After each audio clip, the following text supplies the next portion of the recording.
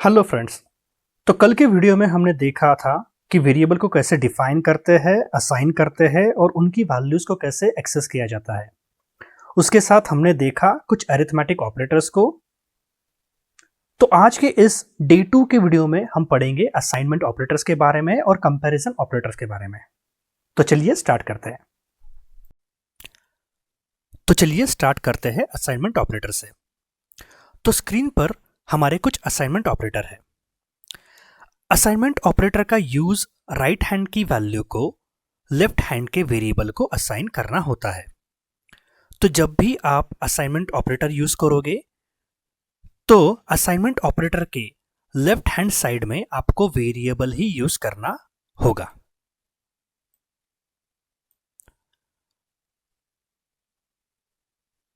Right hand side में आप किसी वेरिएबल को या किसी वैल्यू को यूज कर सकते हो। जैसे कि इन एग्जाम्पल्स में हमने लेफ्ट हैंड साइड में j वेरिएबल को यूज किया हुआ है और राइट हैंड साइड में 9 वैल्यू को यूज किया हुआ है। राइट हैंड साइड में 9 की जगह पे आप किसी वेरिएबल का भी यूज कर सकते हो।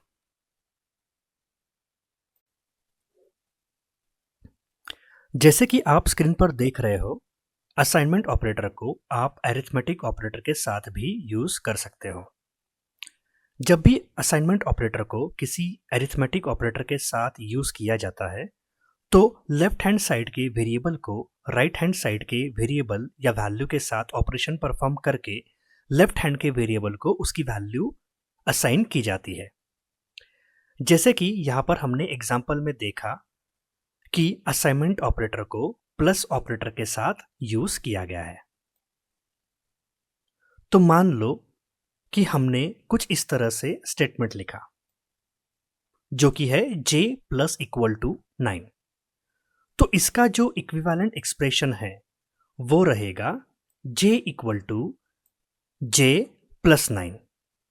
तो जो भी ऑपरेटर के लेफ्ट हैंड साइड में था जो कि था 9, उसको राइट हैंड साइड के वैल्यू या वेरिएबल के साथ ऑपरेशन परफॉर्म करके उसे लेफ्ट हैंड साइड के वेरिएबल को असाइन कर दिया गया। ये सेम ऑपरेशंस आप माइनस, मल्टीप्लिकेशन, डिवीजन और मॉडुलस के साथ भी कर सकते हो। हालांकि स्क्रीन पर मैंने असाइनमेंट ऑपरेटर को सिर्फ अरिथमेटिक ऑपरेटर के साथ ही शो किया है, लेकिन आप असाइनमेंट ऑपरेटर को बाइनरी बिटवाइज ऑपरेटर के साथ भी यूज कर सकते हैं। लेकिन अभी तक हमने बाइनरी बिटवाइज ऑपरेटर को नहीं सीखा है, इसके लिए मैंने उसे इस चार्ट में ऐड नहीं किया है।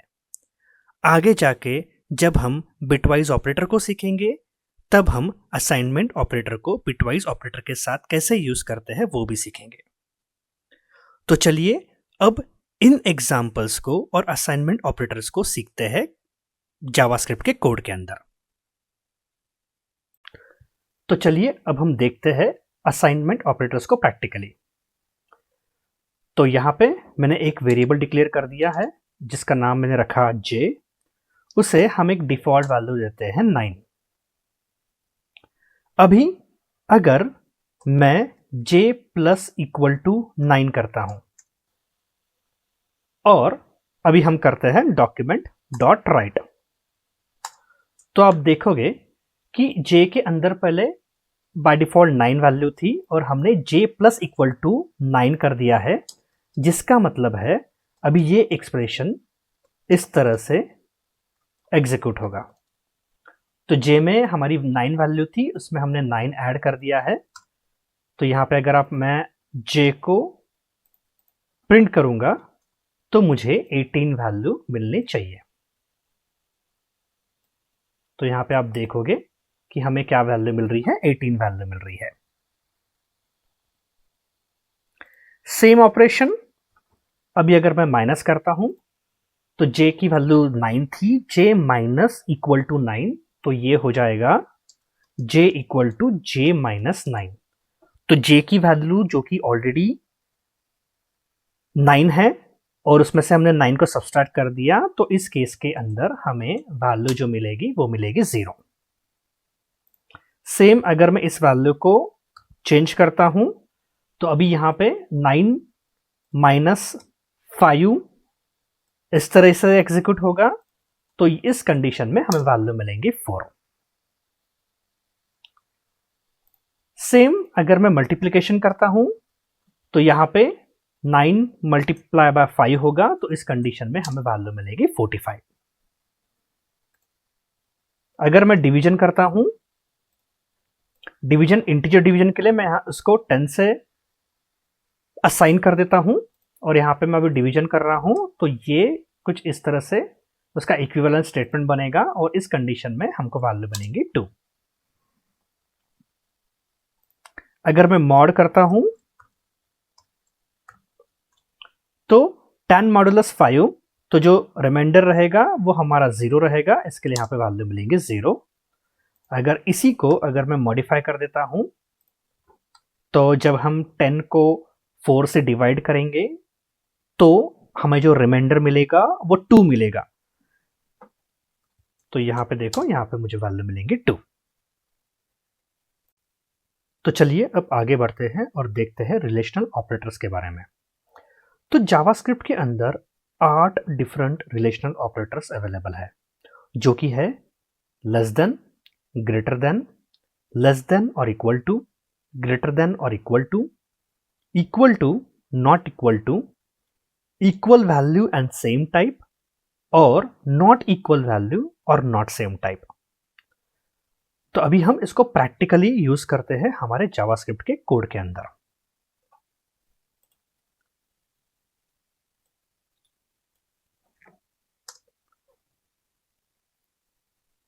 रिलेशनल ऑपरेटर्स को यूज करने के लिए हमें कुछ कंडीशनल स्टेटमेंट्स यूज करने होंगे, तो हम इफ स्टेटमेंट का यूज करेंगे। तो फॉर एग्जांपल मैं कुछ इस तरह से स्टेटमेंट लिखता हूं कि if 10 is less than 5,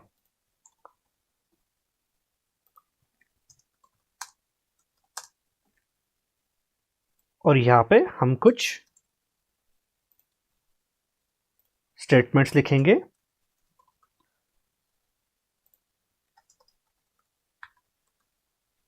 तो अगर ये स्टेटमेंट अगर ट्रू रहेगा, अगर इफ के अंदर जो भी यहां पे कंडीशन दी हुई है, जो भी हमने ऑपरेटर यूज किया है, ऑपरेटर के साथ में जो भी हमने कंडीशन दी हुई है, अगर वो कंडीशन अगर ट्रू होगी तो वो इफ स्टेटमेंट के ब्लॉक में जाएगा, अगर वो कंडीशन फॉल्स होगी तो वो एल्स स्टेटमेंट के ब्लॉक में जाएगा। तो यहां पे अगर आप देखोगे कि हमने लेस देन यूज किया हुआ है और हमने कहा है कि 10 इज लेस देन 5, तो इसका जो आंसर है वो हमें फॉल्स आना चाहिए। तो यहां पे मैंने रन कर दिया और देखो यहां पे मुझे क्या मिल गया, यहां पे मुझे फॉल्स मिल गया। अगर यही मैं अगर करता हूं कि 5 इज लेस देन 10, तो हाँ, तो ये क्या आएगा, ट्रू आएगा। तो ये हमारा हो गया लेस देन ऑपरेटर। अभी देखते हैं ग्रेटर देन ऑपरेटर। सेम अगर मैं ग्रेटर देन करूं तो 5 इज ग्रेटर देन 10, तो नहीं, यहां पे हमें फॉल्स आना चाहिए, तो ये फॉल्स आ गया। और यही अगर मैं इस तरह से करूं तो यहां पे हमें आउटपुट में ट्रू मिलेगा। तो ये हमारा हो गया ग्रेटर देन ऑपरेटर। अभी अगर मैं इस तरह से करता हूं 10 इज लेस देन 10, तो दोनों की वैल्यू सेम है, बट 10 जो लेफ्ट हैंड साइड में लिखा है वो राइट हैंड 10 से स्मॉल नहीं है, लेस देन नहीं है, तो इस कंडीशन में हमें वैल्यू मिलेंगी फॉल्स। लेकिन यही अगर मैं इक्वल टू करता हूं तो अभी ये क्या हो गया, अभी ये हो गया लेस देन इक्वल टू, तो वो लेस देन नहीं थी वैल्यू, लेकिन वो इक्वल टू है, तो अभी इस कंडीशन में हमें मिलेगी ट्रू। तो सेम अगर मैं इसे ग्रेटर देन इक्वल टू करता हूं तो इस कंडीशन में मिलेंगी मुझे ट्रू ही वैल्यू, और अगर मैं इक्वल टू हटा देता हूं तो अभी जो लेफ्ट हैंड साइड का जो 10 है वो राइट हैंड साइड के 10 से ग्रेटर नहीं है, इसके लिए यहां पे मुझे मिलेगा फॉल्स वैल्यू। तो इस तरह से हमने पहले के 4 रिलेशनल ऑपरेटर्स देख लिए। अभी इक्वल टू ऑपरेटर देखते हैं कि मान लो कि मुझे कंपैरिजन करना है कि left hand side right hand side से इक्वल है क्या।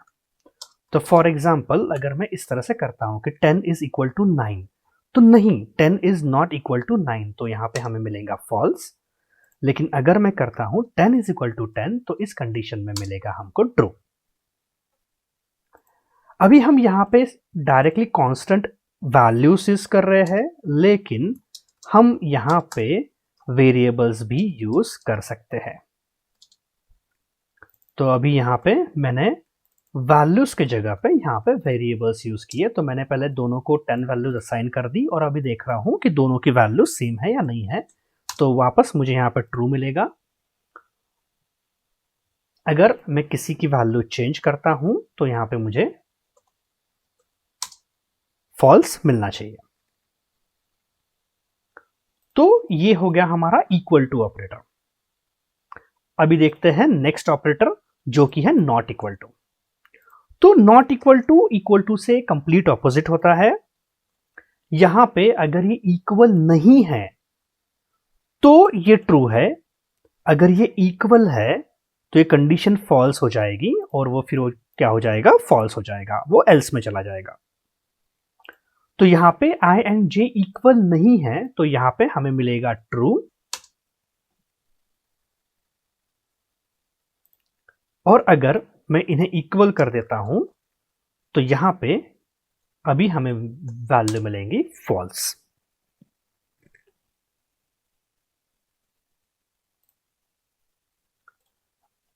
अभी जो आगे के जो ऑपरेटर्स है वो काफी इंटरेस्टिंग ऑपरेटर्स है।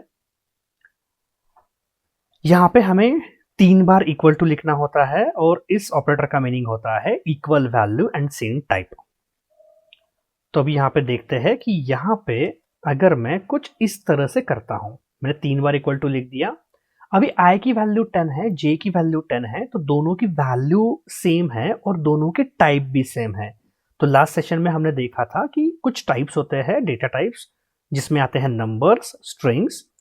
तो यहाँ पे ये दोनों नंबर्स है तो दोनों के टाइप सेम है और दोनों की वैल्यू भी सेम है। इसी के लिए यहाँ पे हमें जो आउटपुट मिलेगा वो मिलेगा ट्रू।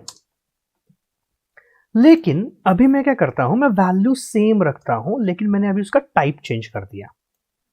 अभी वैल्यू दोनों की सेम है, दोनों भी 10 है, लेकिन जो j है वो अभी स्ट्रिंग है क्योंकि हमने उसको डबल कोट से एनक्लोज कर दिया। तो अभी अगर मैं यहां पे जाके इसको एग्जीक्यूट करूंगा तो मुझे मिलेगा फॉल्स। क्यों? क्योंकि हमारा ऑपरेटर कहता है कि वैल्यू तो इक्वल होनी चाहिए प्लस उसकी जो टाइप है वो भी इक्वल होना चाहिए। सेम हमारे पास अभी और एक ऑपरेटर है जो है हमारा लास्ट ऑपरेटर, वो है